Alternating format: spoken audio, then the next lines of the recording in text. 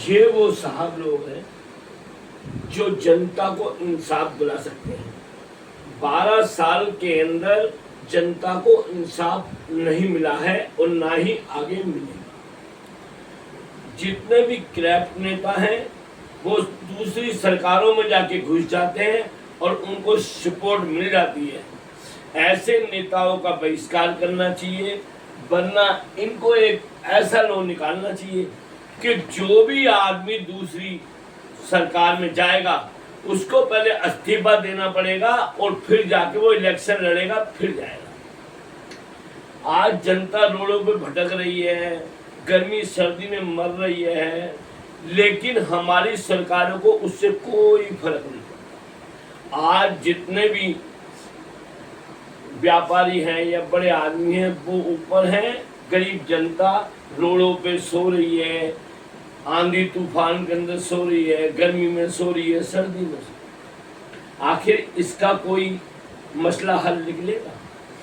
जब तक ये नहीं चाहेंगे जब तक कुछ नहीं होगा। अब ये कहते हो कि आप अमित शाह भी तो नेता हैं, मैं कह रहा हूँ श्री अमित शाह जी नेता हैं, लेकिन ये पावरफुल, ऐसे पावरफुल नेता हैं, अगर ये चाहें जिस दिन तो हिंदुस्तान के टॉप के लीडर बन सकते हैं। अगर जनता की हेल्प करे तो विपक्ष, चाहे विपक्ष हो चाहे कोकलेट जैसे भाई हो, कोई सी भी संस्था हो,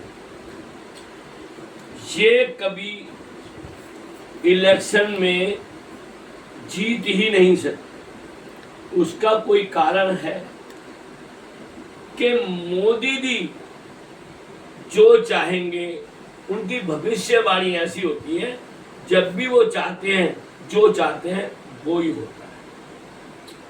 और भैया नारी को सम्मान नहीं है इस देश में।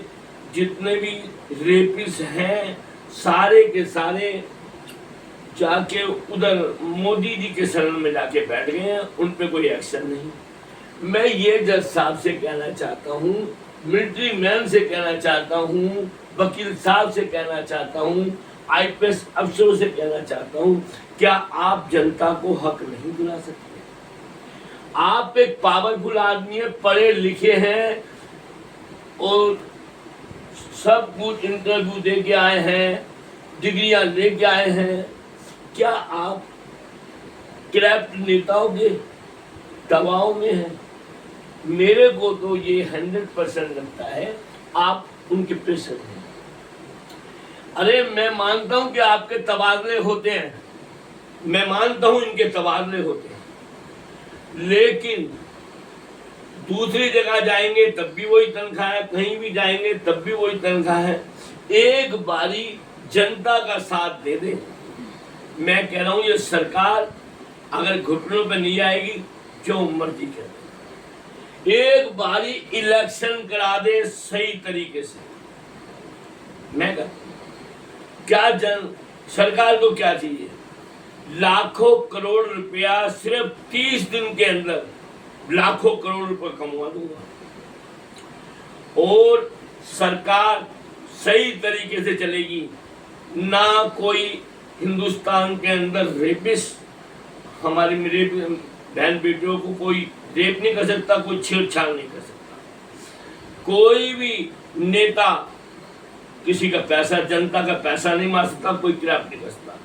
कोई भी इंजीनियर या रोड बनाने वाला जो 20 से 30 लाख तक का 1 किलोमीटर बन सकता है, उसके हम लोग 250 करोड़ रुपया जनता से लिया जा रहा है।